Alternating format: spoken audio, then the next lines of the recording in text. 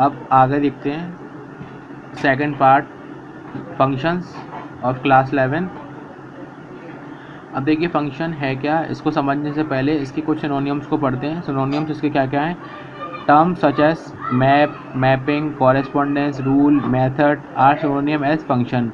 इस फंक्शन को हम इन नामों से भी जानते हैं, मेथड भी बोलते हैं इसको, एक मैप भी बोलते हैं, मैपिंग, कॉरेस्पॉन्डेंस, रूल, मेथड, ये सारे सिनोनियम से, इन नामों से भी फंक्शन को जाना जाता है।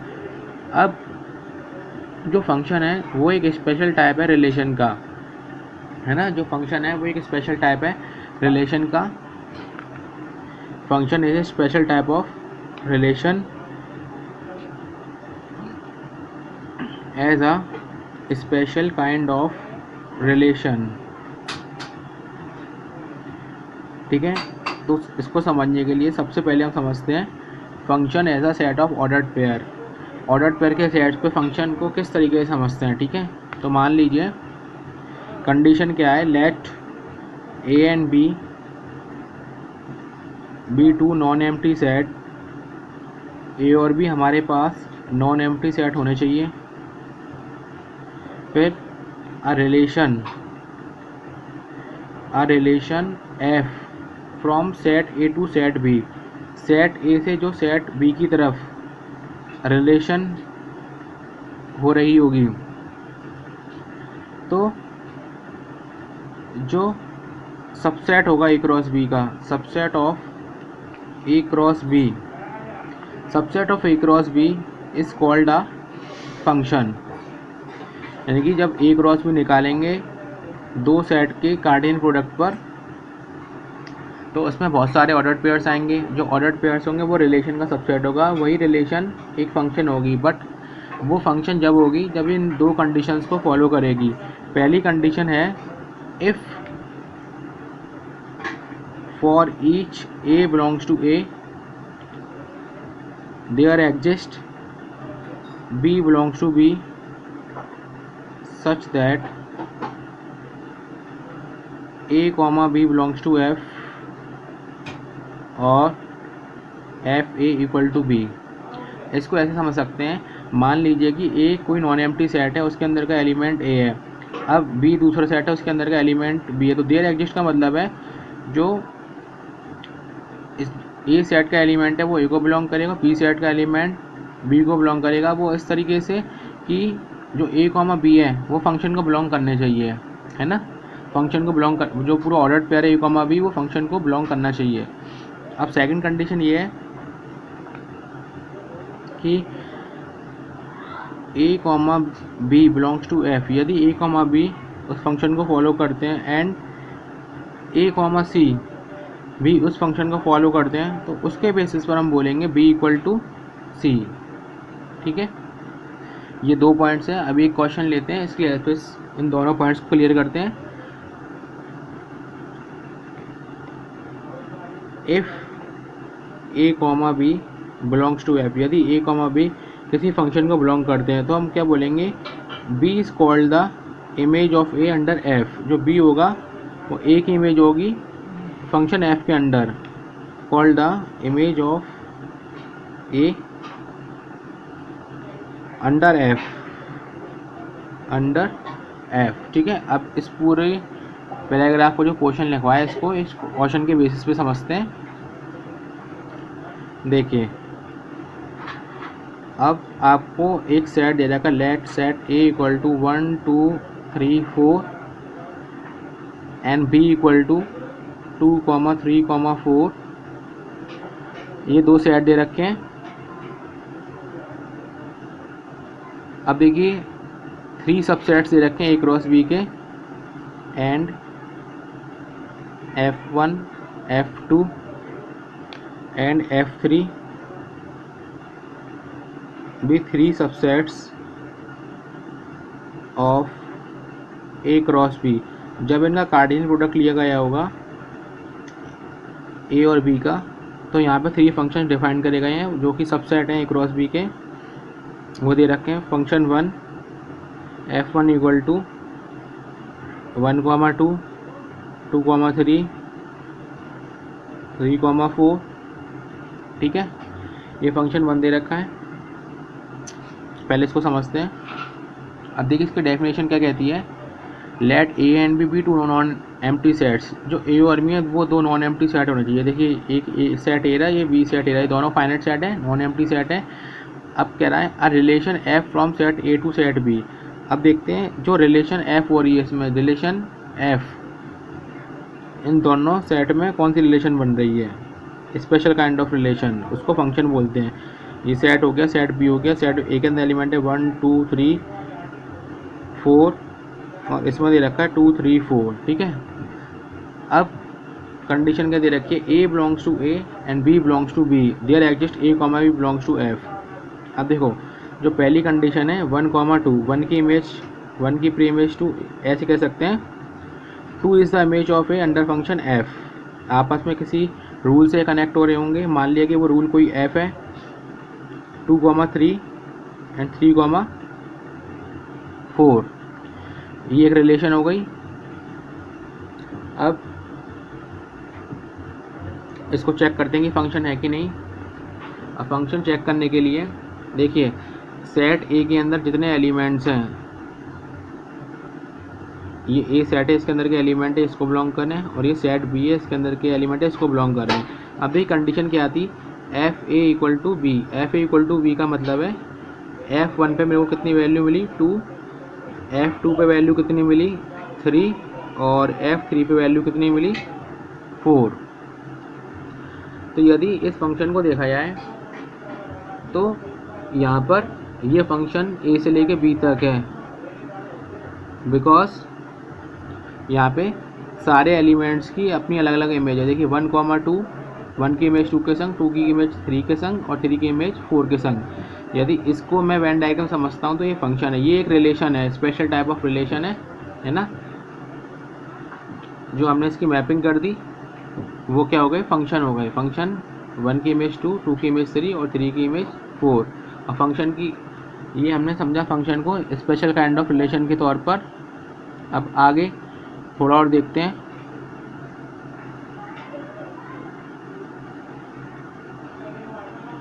एक अब जो फंक्शन दे रखा था उसका वेन डायग्राम बना के समझते हैं।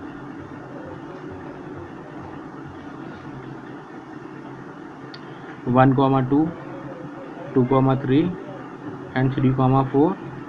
तो यहाँ पे सबकी इमेजेस बन रही हैं। 2 is the image of 1 under the function F, ऐसी 3 is the image of 2 under the function F, 4 is the image of 3 under the function F. ये सारे क्या है, फंक्शन है, ठीक है। अब एक सेकंड क्वेश्चन लेते हैं फंक्शन का। मान लीजिए दूसरा फंक्शन दे रखा है 1 2, 1 3, 2 3 एंड 3 4, ठीक है। अब इसकी मैं यदि मैपिंग करता हूँ, अब देखिए 1 ऑर्डर्ड पेयर में x, y, जो आगे फर्स्ट कंपोनेंट होते हैं वो x होते हैं, पीछे के सारे कंपोनेंट होते हैं वो y होते हैं, ठीक है। 1 2 3 2 3 4। अब देखते हैं 1 की इमेज 2 के संग भी है, 1 की इमेज 3 के संग भी है, 2 3 3 4। तो ये फंक्शन नहीं है, बिकॉज फंक्शन की डेफिनेशन में पहला जो पॉइंट दे रखा है उसमें क्या दे रखा है, for each A belongs to, जितने ए हैं वो ए बिलोंग को करेंगे, देयर एग्जिस्ट, उनकी इमेज है वो सारे जितने भी बी उनको बी सेट में बिलोंग करेगी, तो तभी फंक्शन होगा ए comma belongs to f if f A equal to f b. तो ये फंक्शन नहीं है। अब इसकी जो डोमेन होगी, domain of function F, domain of function F A such that A comma B belongs to F, जो ऑर्डर्ड पेयर होगा ए कॉमा बी, जो फंक्शन को बिलोंग करेगा, जो उसके आगे फर्स्ट कंपोनेंट है वो उसकी डोमेन होगी, और जो रेंज होगी वो second component of ordered pair A comma B belongs to F, ठीक है। तो हमने फंक्शन में क्या देखा, ए सेट के अंदर जितने भी एलिमेंट्स हैं, ठीक है, सबकी प्रॉपर इमेज होनी चाहिए, किसी भी एक एलिमेंट की एक से ज़्यादा प्री इमेज नहीं होनी चाहिए, ठीक है। एक क्वेश्चन और देखते हैं फंक्शन का।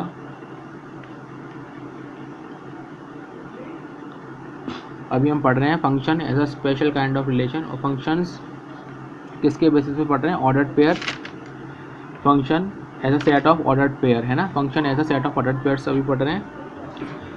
अब एक क्वेश्चन और देखते हैं, if X comma Y belongs to, यदि एक्स कॉमा वाई किसी सेट 1 2 3 4 को बिलोंग करते हैं तो ये चेक करके बताना है कि ये फंक्शन है या नहीं है। X comma y such that y equal to x plus 1। तो देखिए यहाँ पे जो फंक्शन दे रखा है वो मेरे को सेट बिल्डर फॉर्म में दे रखा है, इसको पहले मैं रोस्टर फॉर्म में कन्वर्ट करता हूँ। तो f1 इक्वल टू, अब देखिए x कॉमा वाई, जो x और y मैं दोनों लूँगा वो इस सेट से लूँगा, ठीक है। अब दे रखा y equal to x plus 1, y equal to x plus 1 का मतलब यदि मैं x की वैल्यू 1 रखता हूँ, यदि मैं x की वैल्यू 1 रखता हूँ तो y की वैल्यू मेरे को कितनी मिलेगी, 1 प्लस 1 2। और यदि x की वैल्यू मैं 2 रखता हूँ तो y की वैल्यू मेरे को कितनी मिलेगी, 3। यदि x की वैल्यू 3 रखता हूँ तो y की वैल्यू कितनी मिलेगी, 4। अब यदि x की वैल्यू 4 रखता हूँ तो y की वैल्यू 5 मिलेगी, बट 5 इस सेट को बिलोंग नहीं करेगा, तो मेरे को इतना ही ये फंक्शन बनाना पड़ेगा, ठीक है। अब इसको चेक कर देंगे फंक्शन है कि नहीं है। अब देखिए ये x है, ये y है, इसको ऐसे भी लिख सकते हैं एफ एक्स वाई, है ना। तो यानी कि a comma B belongs to f, a comma b f को बिलोंग करेगा such that f A equal to b, यानी कि अब देखिए इस तरीके से समस्या वेन डायग्राम में ये 1 2 3 और 2 3 4, 1 की इमेज 2, 2 की इमेज 3 एंड 3 की इमेज 4। तो ये फंक्शन है, इस तरीके से फंक्शन चेक करेंगे। हमने क्या ऑब्जर्व किया, सेट ए के अंदर जितने भी एलिमेंट है सबकी अपनी अपनी इमेजेस है और किसी भी एलिमेंट की एक से ज़्यादा फ्री इमेजेस नहीं होनी चाहिए, ठीक है। आगे और क्वेश्चन देखते हैं। अगले क्वेश्चन में एक क्वेश्चन और है, let f be a function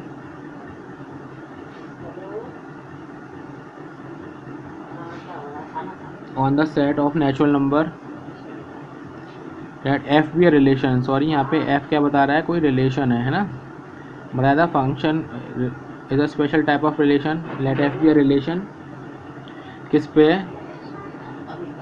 on the set n of natural number, natural number के सेट पर।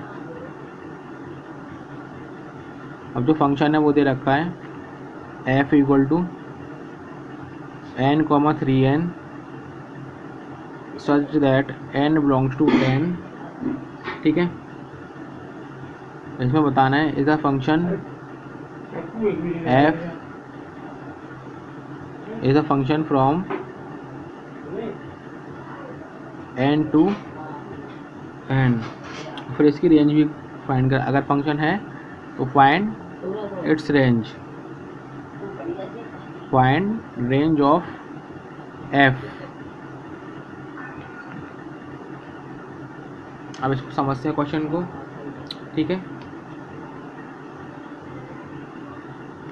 F be relation on the set n of natural numbers. अब देखिए जो यहाँ पे जो फंक्शन है f be relation on the set of a natural number, मतलब नेचुरल नंबर के सेट से नेचुरल नंबर पर f equal to n comma 3n for each n belongs to n। जो ये n है वो स्मॉल n को कैपिटल n को बिलोंग करेगा, जो कि क्या है, एक नेचुरल नंबर है, जो कि एक नेचुरल नंबर है। इसको हम ऐसे भी लिख सकते हैं f n equal to 3 times of n, है ना, जिसमें भी n किसको बिलोंग करेगा, n को। f is a function from a set of natural number two natural number, ठीक है। तो इसमें हम क्या ऑब्जर्व करते हैं, यदि ये इसका डोमेन हो गया, ये इसका कोडोमेन हो गया, यदि इसके डोमेन में मैं जितने भी एलिमेंट्स रखूँगा, है ना, नेचुरल नंबर, ये डोमेन, ये भी नेचुरल नंबर है, ये भी नेचुरल नंबर। अब फंक्शन यहाँ पे दे रखा है F n equal to 3n। अब देखिए नेचुरल नंबर के सेट से मैं जितनी भी यहाँ पे वैल्यूज़ रखूँगा, अब 1 रखा तो मेरे को कितना मिलेगा 3, 2 रखूँगा तो 6, 3 रखूँगा तो 9। तो हमने क्या ऑब्जर्व किया, जितने भी मैंने नेचुरल नंबर के सेट से वैल्यूज़ रखी, मेरे को जो इसका आउटपुट मिला, 369, है ना। तो 3 इमेज हो गया 1 का, 6 इमेज हो गई 2 की और 9 इमेज हो गया 3 की। तो यहाँ पे मैं जितने भी इसके नेचुरल नंबर के सेट से एलिमेंट्स रखूँगा तो यहाँ पे मेरे को सबकी फ्री इमेजेस मिलेगी, है ना। जो यहाँ पे कोडोमैन है वो पूरा नेचुरल नंबर हो गया, और जो रेंज है वो क्या हो गए, सारे 3 के मल्टीपल्स हो गए। समझ में आया? जो रेंज है वो सारे 3 के मल्टीपल्स हो गए। जो रेंज हो गए इसके अंदर सारे मल्टीपल्स हो गए 3 के, 3n such that n belongs to n। Range सारे 3 के मल्टीपल्स हो गए। ठीक है स्टूडेंट्स, एक क्वेश्चन और देखते हैं आगे। अब आपको समझ में आ रहा होगा function.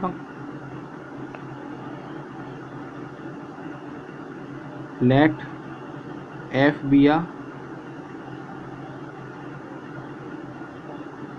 Subset of z cross z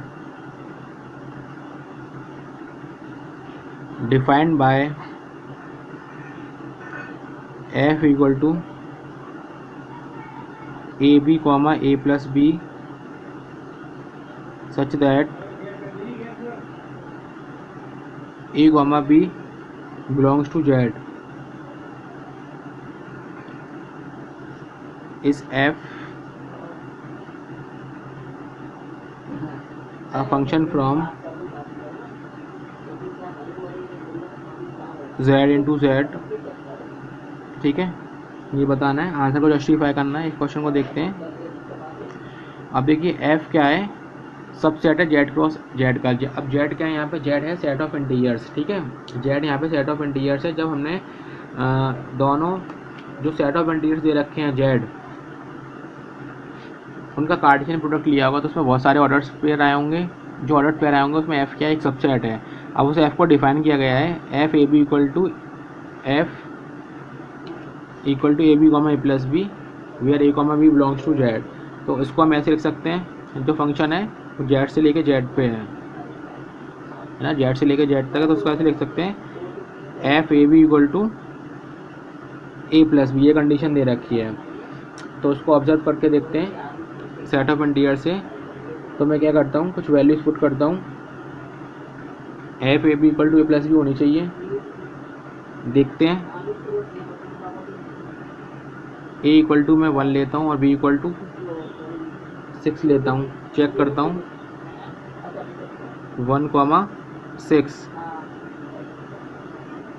1,6 और ये मल्टीप्लाई है 1 इंटू 6 और a plus b 1 plus 6 1 plus 6, तो ये कितना आएगा, F6 equal to 7 and a equal to 2, b equal to में 3 रख के देखा मैंने।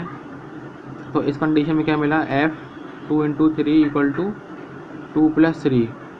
F6 पे क्या मिला, मेरे को 5 मिला। ऐसा मैंने क्यों किया, क्योंकि मैं चेक करना चाहता हूँ सेट ऑफ जेड इंटीजर्स पे ये फंक्शन है कि नहीं। और भी बहुत सारे नंबर्स रख के देख सकते हैं। तो हम ये देखते हैं कि कहाँ पे ये कंडीशन डिस्प्रूव हो रही है, इनवैलिड हो रही है ना। तो यहाँ पे हमने ये ऑब्जर्व कर लिया कि जो फंक्शन है हमारा 6,7 और इन पॉइंट्स पे कितना आया 6,5। ठीक है, ये भी f को बिलोंग कर रहा है और ये भी फंक्शन को बिलोंग कर रहा है। अब बट ये फंक्शन नहीं है बिकॉज क्योंकि एक एलिमेंट्स की 2 इमेजेस बन रही है। यदि मैं इसको इस तरीके से शो करूँ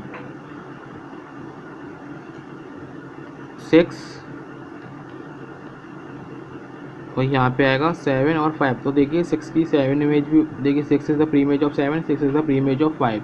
ये कंडीशन यहाँ पे रॉन्ग हो रही है, तो ये फंक्शन नहीं है। ठीक है, अब आगे नेक्स्ट वीडियो में देखेंगे फंक्शन ऐसा कॉरेस्पॉन्डेंस क्या है ये नेक्स्ट वीडियो में देखेंगे।